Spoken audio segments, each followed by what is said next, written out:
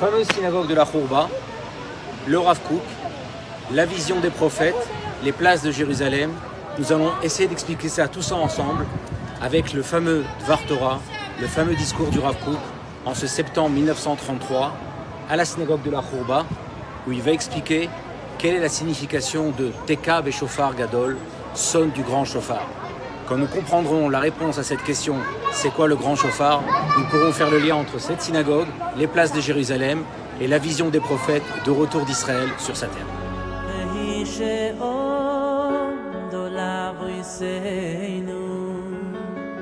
À travers l'histoire de la synagogue de la Khourba, nous allons essayer de répondre à cette question du rapport entre tous ces éléments. Tout commence avec le Ramban Nachmani qui arrive en Israël en 1267. Et là, il écrit à son fils. Et voilà ce qu'il écrit.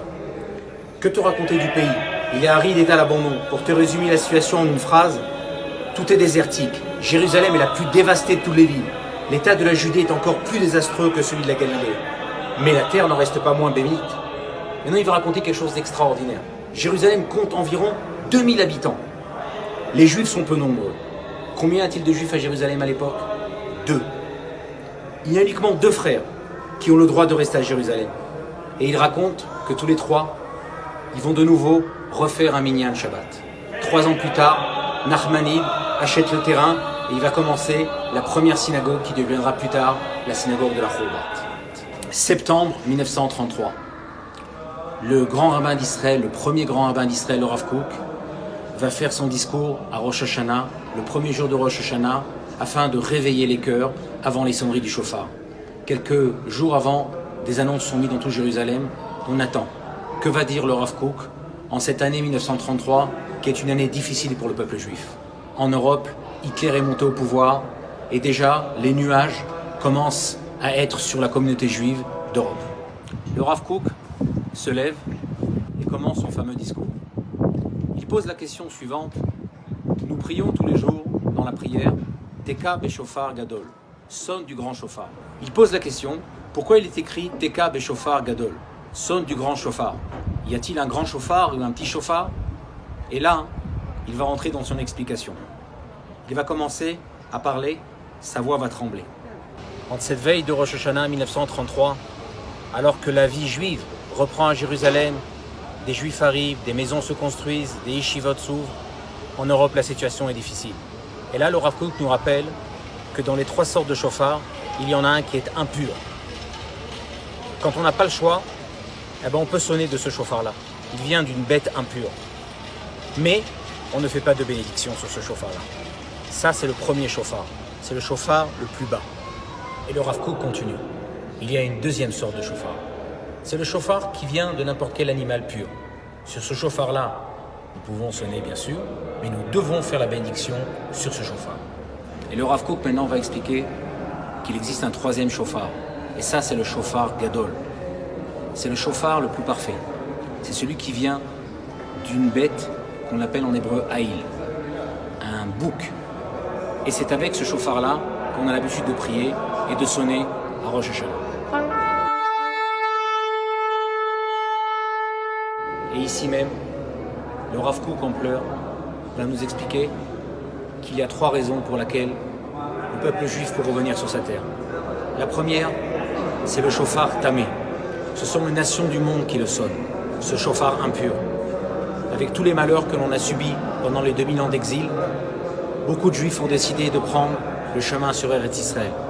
Bien sûr, on est content que des juifs arrivent en Eretz Israël, mais nous ne pouvons pas faire de bénédiction. Nous ne pouvons pas bénir sur les malheurs du peuple juif qui ont amené certains à prendre conscience qu'il fallait revenir en Israël. Bien sûr, quand le Rav Kook va pleurer, en parlant de cela, il pense à la montée d'Hitler au pouvoir quelques mois auparavant, qui va amener à la catastrophe que l'on sait sur le peuple juif. Le deuxième chauffard, nous expliquera le Rav Kook, est le chauffard de tout animal pur. C'est la raison pour laquelle la majorité des gens reviennent en Israël. Ils veulent revenir ensemble, dans leur pays, parce que c'est plus facile spirituellement, parce que c'est plus facile de façon technique. Ils sont ensemble avec une même langue, ils sont moins pourchassés par nos ennemis. Ça, c'est le chauffard sur lequel, bien sûr, nous bénissons, mais ce n'est pas le chauffard idéal. Le Rav Kook va nous expliquer Quel est donc ce shofar gadol, le shofar idéal? Dans son image, c'est la véritable raison pour laquelle le peuple juif, le peuple d'Israël, doit revenir sur sa terre. Et cette raison-là, c'est parce que c'est une mitzvah, c'est parce que c'est la terre de Dieu, parce que c'est la terre sur laquelle on se développe. On sait pertinemment qu'il ne peut pas avoir d'existence nationale sans une terre. Mais cette terre-là, on peut l'avoir uniquement pour des raisons techniques, pour des raisons religieuses comme le deuxième shofar. Mais cette terre-là, on peut l'avoir comme une raison essentielle. Liot Am Kadosh, un peuple saint, Mamlechet Kohanim, qui réalisons la sainteté sur cette terre-là. Et nous expliquera le Rav Kook que la sainteté veut dire élever. Élever veut dire donner un sens. À partir du moment où on sonne ce shofar gadol, on donne un sens à ce qu'on fait. On donne un sens, bien sûr, à ce mouvement d'en dehors d'Israël, à l'intérieur d'Israël, mais on donne un sens à chacun de nos actes, même ceux qui sont profanes, quand on les fait en Eretz Israël, puisqu'à partir de ce moment-là, nous réalisons la parole des prophètes que l'on a tant aspiré pendant 2000 ans.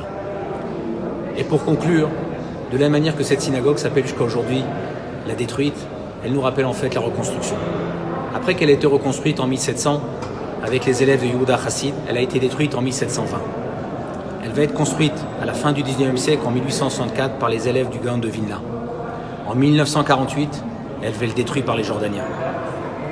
En 2010, elle va être de nouveau réouverte pour nous rappeler justement que cette résurrection du peuple d'Israël sur sa terre, selon les prophètes, n'est pas uniquement un rêve éloigné, c'est une réalité que l'on peut voir avec nos yeux. Le Rav Kook a présenté une femme à un de ses élèves et l'a mariée. Il deviendra plus tard le fameux Rav Eliashiv, Zecher Tzadik Livracha. Ce même Rav Eliashiv, en 2005, on va venir le voir pour lui demander conseil sur la reconstruction de la Chouba. Et là, il dira cette phrase un petit peu étonnante.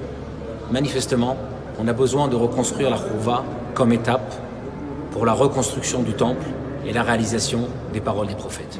Quoi de mieux pour conclure sur la Chouba, le Rav Kook, le Dvar Torah sur le shofar, le grand shofar, que de voir de nous-mêmes, de nos yeux, la réalisation de la parole des prophètes à travers ce que l'on voit sur cette place. Ainsi parle l'Éternel Tsevaot. De nouveau, des vieillards et des vieilles femmes seront assis sur les places de Jérusalem, tous à bâton à la main à cause de leur grand âge. Et la cité sera pleine de jeunes garçons et de jeunes filles qui s'ébattront sur ces places. Ainsi parle encore l'Éternel Tsevaot, de ce que la chose paraîtra extraordinaire aux yeux des survivants de ce peuple en ces jours-là. Cela devra-t-il me sembler extraordinaire à moi aussi ?